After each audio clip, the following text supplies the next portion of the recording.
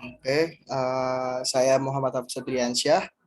Di sini saya ingin melaksanakan tugas besar 1 dengan mata kuliah analisa berorientasi objek. Oke, pada kesempatan kali ini kita diberikan satu buah deskripsi dan disuruh membuat use case diagramnya. Yang pertama ada use case diagramnya. Saya ingin menjelaskan di sini ada 4 aktor, yaitu pertama bill, karyawan warehouse, kemudian ada karyawan delivery, dan kemudian yang terakhir ada pelanggan.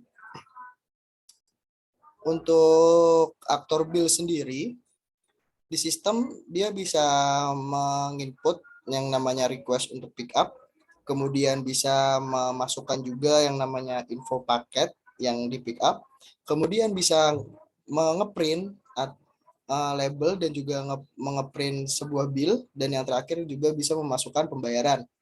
Dan kemudian ada aktor karyawan delivery.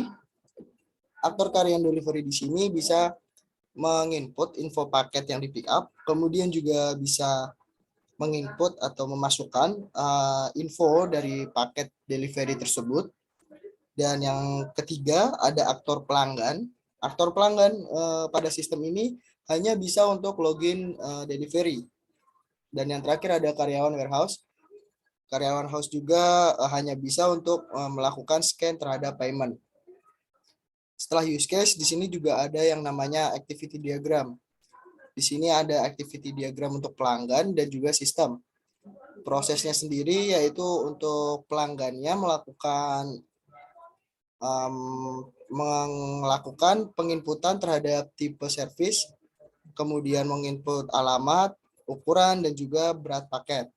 Kemudian di sistem akan mencetak atau menghitung yang namanya kalkulasi biayanya itu sendiri, kemudian menampilkan target dari waktu yang di pick up, kemudian di sistem juga akan membuat catatan, dan yang berikutnya sistem akan mengirimkan tampilan kepada pelanggan untuk melakukan verifikasi label.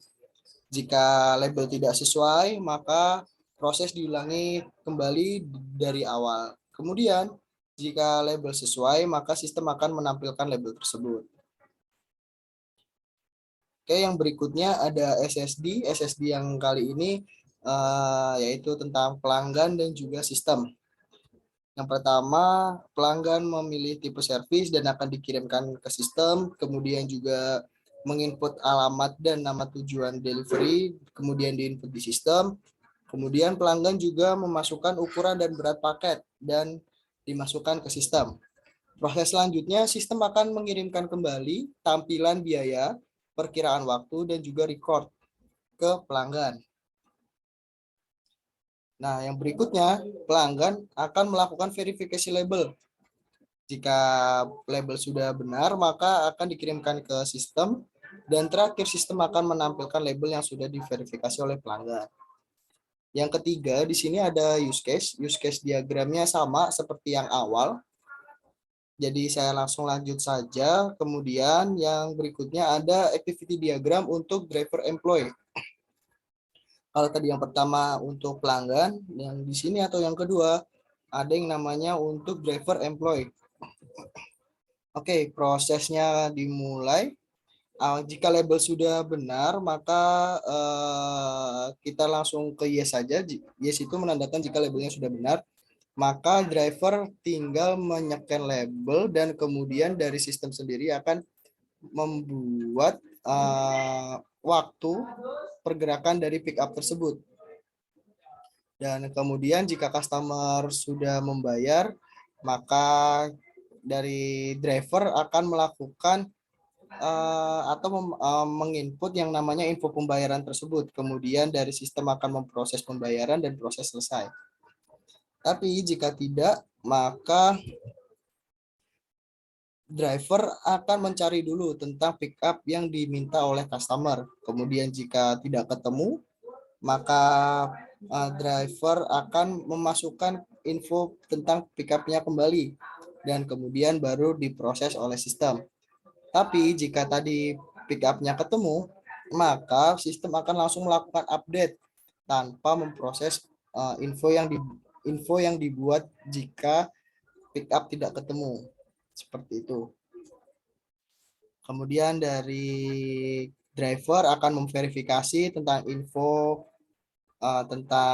pick up yang dikirimkan oleh sistem.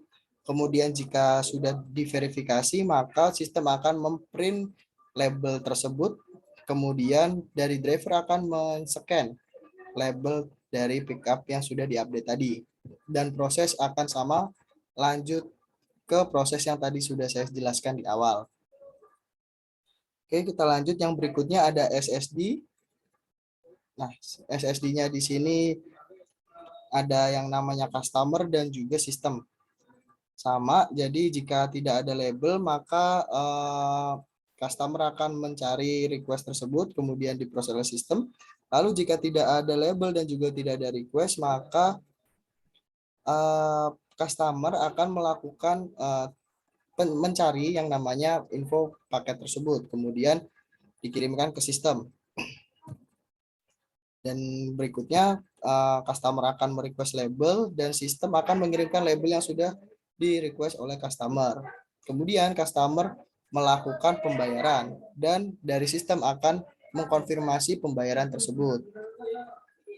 Dan di sini ada yang terakhir ada yang namanya state machine diagram. Nah, state machine di sini menjelaskan kemungkinan kondisi status untuk objek paket. Prosesnya mulai, yang pertama ada pelanggan menginput info paket, kemudian paket siap diambil. Proses selanjutnya paket diambil kurir. Berikutnya paket sampai di warehouse, lalu paket akan dikirimkan ke pelanggan. Jika alamat tidak valid atau tidak lengkap, maka paket akan dikembalikan.